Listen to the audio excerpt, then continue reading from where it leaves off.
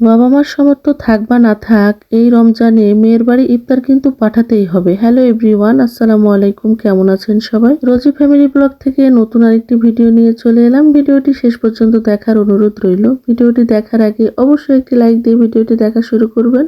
পহেলা রমজান, রহমতের প্রথম দিনে সবাইকে রমজানের অনেক অনেক শুভেচ্ছা।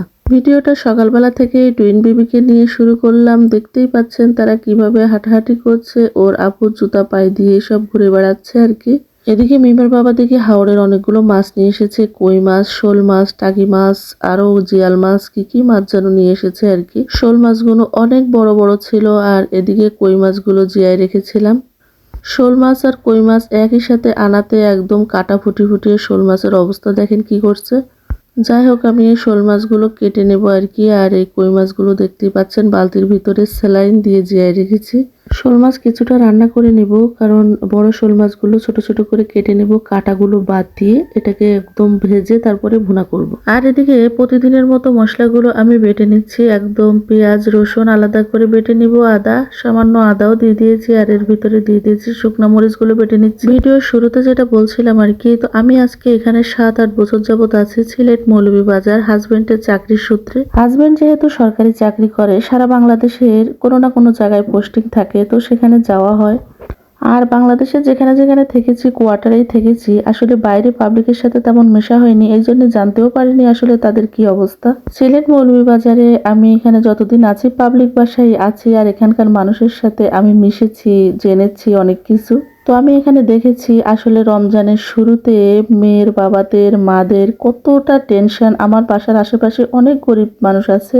মাহে রমজান আমাদের জন্য একটা উৎসবের মতো, অথচ এখানে আমি দেখেছি যারা গরিব বাবা মা আর কি, বড় লোকদের কথা আমি বলছি না, বড় লোকরা তো তাদের টাকা আছে তারা দিতে পারে, কিন্তু গরিব বাবা মারা মানে এই যে মাহে রমজানের উৎসবটা সেটা ভুলে গিয়ে মেয়েদের কিভাবে পুরো রমজানের যে ইফতার দেবে এটা নিয়ে টেনশন করতে করতে মানে প্রায় রমজান মাসটা চলে যাওয়ার মতো হয়। কেউ রমজানের মাঝামাঝি, কেউ 7 দিন হলে, কেউ পয়লা রমজানে এই ইফতার দিয়ে আসাই লাগে।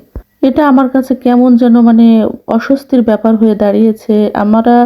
আমার এলাকায় মানে যশোর, সাতক্ষীরা, খুলনা আমাদের এরকম কোনো সিস্টেমই নেই। ছেলের বাড়িতে মেয়ের বাড়ি হোক, ছেলের বাড়ি হোক, কেউ কাউকে দাওয়াত না করলেও কোনো যায় আসে না। আসলে তারা তাদের কাজ নিয়ে এতটাই ব্যস্ত থাকে, শ্বশুর বাড়ি যাওয়ার আর শ্বশুর বাড়ি থেকে মেয়ের বাড়ি থেকে তার জামার বাড়ি যাওয়ার এতটা সময় কারোর থাকে না।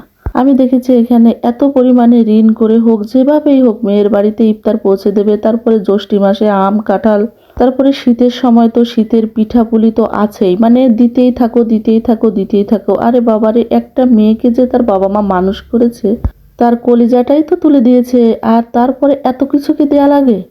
আমার কাছে এত খারাপ লেগেছে। আমার বাসায় এসে সবাই এভাবে গল্প করতো, দুঃখের কথা বলতো, সেটা দেখে আমার কাছে খুবই অবাক লেগেছে।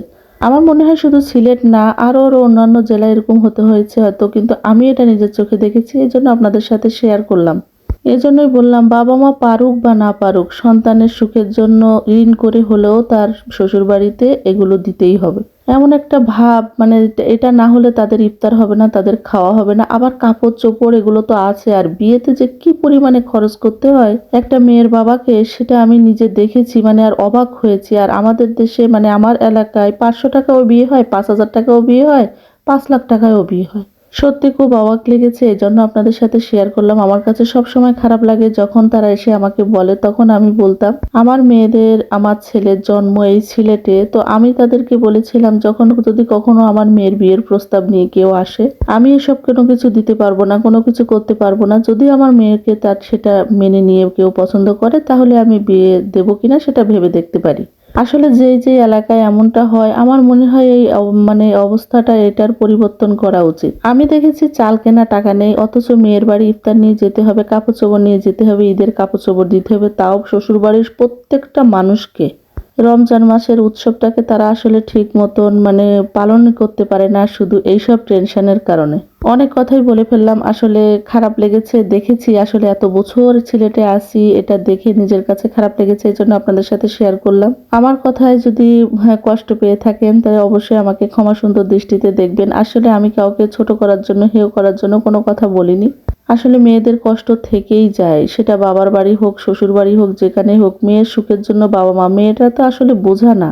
তো আপনাদের সাথে কথা বলতে বলতে কিন্তু আমার রান্নাটা হয়ে গেছে। দেখতে পেয়েছেন শোল মাছটা কিভাবে রান্না করেছি। এদিকে আমি ডিমগুলো একটু ভুনা করব, ভুনা বলতে একটু ঝোল ঝোল রাখবো আর কি। ওদিকে মাছটা একদম খুব বেশি ঝোল রাখিনি, খুবই মজা হয়েছিল, একদম তাজা তাজা হাওরের শোল মাছ এভাবে রান্না করতে। তো ডিমগুলো আমি ভেজে নিচ্ছি। তো ডিমগুলো ভেজে নিয়ে আমি এর ভিতরে মশলাগুলো দিয়ে দিব আর কি। খুবই সামান্য মশলা, আসলে ডিমের ভিতরে এত মশলা ভালো লাগে না। অল্প অল্প মশলা, টমেটো টমেটো দিয়ে একটু টকটক করে রান্না করব। বেশি করে ধনিয়া পাতা দিয়ে দেবো, অল্প মরিচ দিয়েছি আর কি, দিয়ে সুন্দর করে এটাকে একটু ঝোলঝোল করে রান্না করে নেবো। এটাও খুব মজা হয়েছিল।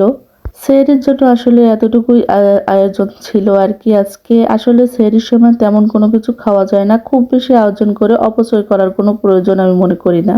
যেহেতু বাসার সবাই রোজা থাকবে, আমার মুস্কান মাহাদি ছাড়া, তবে ওরা তো এগুলো তরকারি খেতে পারবে না, এই জন্য বেশি করেও কোনো লাভ নেই। তো এটা আমরা দুপুরে এবং সেহরিতে খাবো, এই জন্য রান্না করে রাখছি আর কি।